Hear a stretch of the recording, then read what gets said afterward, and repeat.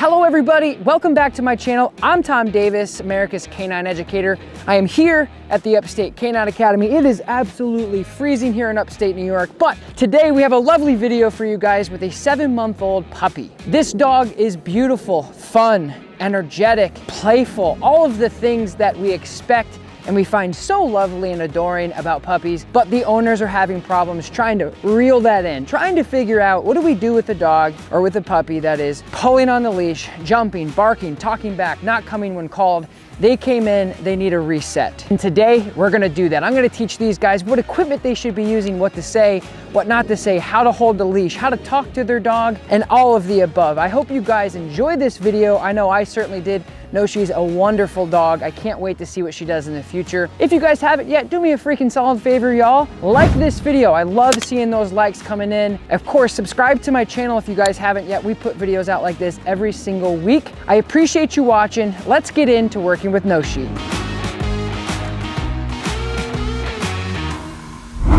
What are we working on?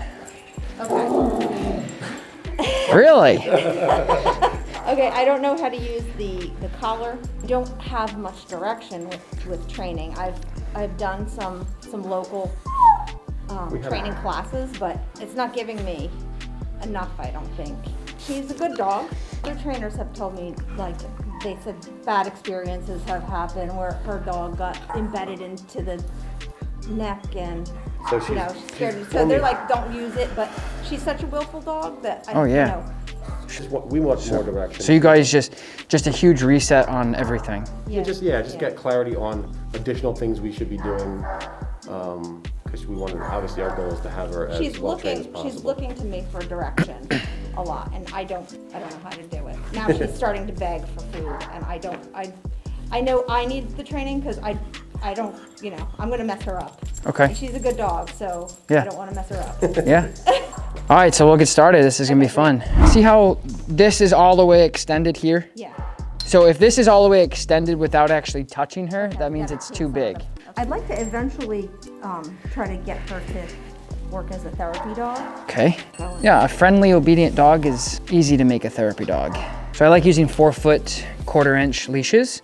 Gives you more feedback. If you're fishing, that's like a 60-pound test. This is like a 4-pound test. You can feel a lot with this. Yeah. Let me just see where you're at first, and then I'll be able to guide you from there.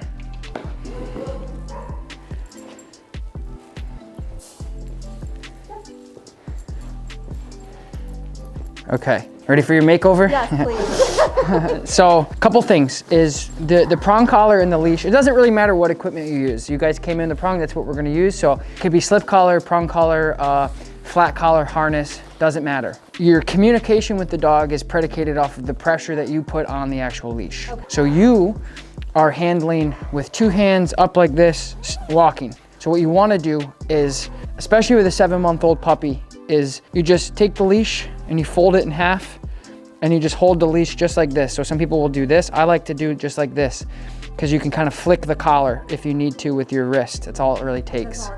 You can tell she's looking, she's like, what are we doing? Yeah. But you're both staring at each other, so who's driving, right? So what you wanna do is hold the leash, nice and relaxed, don't bundle it up, and then you just move forward, okay? So she's going to naturally follow suit to what you're doing. Shoulder straight, looking forward, loose leash, nice and relaxed, and she's just gonna follow me around to the end of the day. And then you can start marking heel, good heel. You always wanna make sure that when you're handling the dog, you're mirroring what you wanna see out of the dog. So again, with you, it was 2 hands, looking down, walking forward. You're gonna run into the oncoming traffic. You don't wanna do that. You wanna just nice and relaxed, heel, good, heel. Okay, just like this. And if you need to give her a little bit of leash pressure, all you do is you kind of flick your wrist right here. So you just kind of roll your wrist a little bit. You don't have to. Nope, not with her. This is really, really nice. So you just do some inside turns to start that relationship, start developing in this craft here. Sit, good sit. Break, good job, baby. Very good, well done. So right now you're kind of like this. And you need to straighten that out, okay? Just straighten it out. Nice and relaxed, shoulders straight, don't look. What everyone does when I tell them to do this is they grab the leash and they start literally running around the room. Slow down, you don't have to run around the room. So when you start, you can just say her name. Noshi, heel, sit, Good, sit.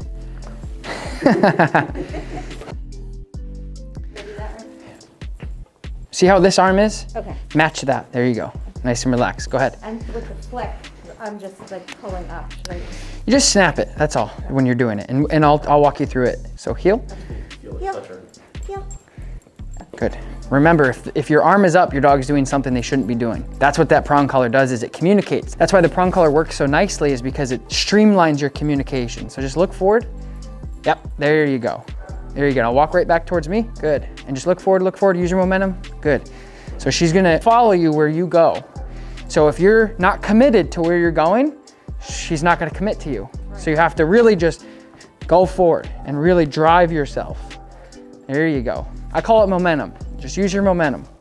So when we're introducing the leash pressure and we're introducing the collar to any dog, no matter if it's a puppy or not, on basic stuff, we make it really easy. You just go into a circle and they understand pressure release systems. So it's a very classic form of escape training. So the dog goes forward and then you just nudge. It's just like horsemanship. Horse goes forward, we go, no, whoa, and we pull back, and then they go back and we release the pressure and then the horse stops. It's a classic form of escape training. The next step to introducing leash pressure or the prong collar to a dog or a puppy is to do some directional changes to proof your engagement. So I call it proofing engagement. So when I turn and I say heel, I wanna make sure that she's actually engaged and paying attention to me when I turn. When the collar is on the dog, again, doesn't matter what you use, it isn't about the prong, it's about any collar. Your objective is to simply use the collar to address and communicate. So if she pulls and you go, heel, pop, pop, it's to tell her, nope. So when you're doing this, the less pressure, the better, because that means she's conceptualizing the actual command. She's capturing what we want her to do. And this is a great way to start that. So left side, no, she heel. Good, and you heel. Yes, good heel. Heel, bang, good. She runs into my leg. Good, heel. Good, look at my leash though, that's what, heel, heel, good. So I want her to pay attention to me. So I'll start cutting her off with my body and look what she does. So start looking at me like, what are we doing here, guy?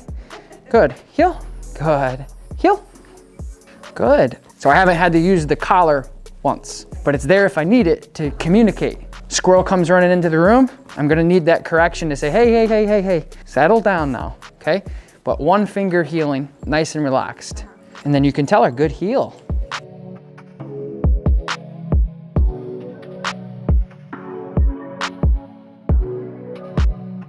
So when so you can stop and ask her to sit. So remember how you just said, like, sometimes without the collar, she doesn't do as well? That usually is because we're not marking things properly. When you're walking with her, like, your job is to, like, there's so many different opportunities to teach her new behaviors, and she knows when she's training. When you go forward and you ask her to do something, so heel, and she does it, good heel. Not good girl, not good job, not you're doing good, mark it, good heel, good heel. Because then if she goes, nope, heel, bang, bang, right?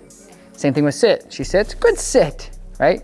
So you wanna identify each individual command so she captures them separately. So that's all you have to work on, because that's why sometimes dogs will become collar aware, is because they're like, this is on, that means we're training. It's not necessarily, I'm only listening to this because I need to listen. It means this is what we do when we train. Your voice needs to do that. Okay. The collar is just an enforcement. The collar is just that, hey, if you don't, here's this. And there's two different politically, unfortunately, there's two different sides to dog training. There's people who believe in correcting and punishing dogs for behavior we don't like. And there's people who despise it and will never do it and think that everything else should just be avoidance. Those are the two sides. And so that's what I'm dealing with. And that's where I'm just getting confused by all the... That's right. Thank you. And that's my job, is to find the middle. Okay. So how we're training, 97% positive, good heel, love, all of it. But as soon as we go, hey, but I'm a puppy and I'm gonna pull or I'm gonna jump, positive punishment, then the punishment comes in. Yeah, that's what I'm trying to do. I'm just, like you said, I'm having a hard time marking the good. Yeah, so just remember, if you say, let's do this, and she does that, good that. Whatever that behavior is. Just like that. So when you're asking her to heel, good heel. Now just spin around here and then put her into a sit, and Zach's gonna grab his dog. So now if she gets up, you're just gonna put her back into a sit. So again, this is a great example of another dog coming through as a distraction. Sit. Good sit. Release your pressure. Sit. Good. Good sit. Back into a sit. Sit. Good. And then break. Okay, break. Good. So perfect example. Okay, so that was honestly the breakdown of the balanced dog training approach, exactly what you just saw. Okay. You asked her to sit and she goes, yeah, but there's a dog. And so she gets up. Instead of just telling her to sit again, we gave her a little correction for sitting. So we say, actually, if you don't listen or you completely just deliberately go against me to say, I'm not sitting, there's punishment for that. The longevity and the sustainability of your training will be far better because of the disciplinary correction that we implied to say, if you don't comply, there's punishment-based systems. Long-term, she's gonna go, oh, I don't wanna get in trouble, I'm gonna sit. Versus, if I get up, I'm just gonna get ignored by my owner and I don't really care about that. There has to be some sort of guidelines and structure to say, I said sit, therefore you have to sit, because that'll bubble up in your entire relationship. You tell her to sit, she gets up, we ignore, okay, no food, negative punishment, I'm gonna step away from you, blah, blah, blah. She's all excited, the dog walks by and she goes, hey, what did you say again? And you go, oh, sit, okay, yeah, sure, okay, bang. They have their cake and they eat it too. They train you, you don't train them. And sustainably, I've trained thousands of dogs. I wanna do what works. I have found that that system works the best. Okay. But that was a great example of that. You said sit, she's like, there's a dog. And you go, ah, pop, oh, okay, boom, sit. So there's actually enforcement or consequence for non-compliance for basic stuff. So your relationship is balanced. And then when she sat, yeah, it's good, sit, well done, you pay her.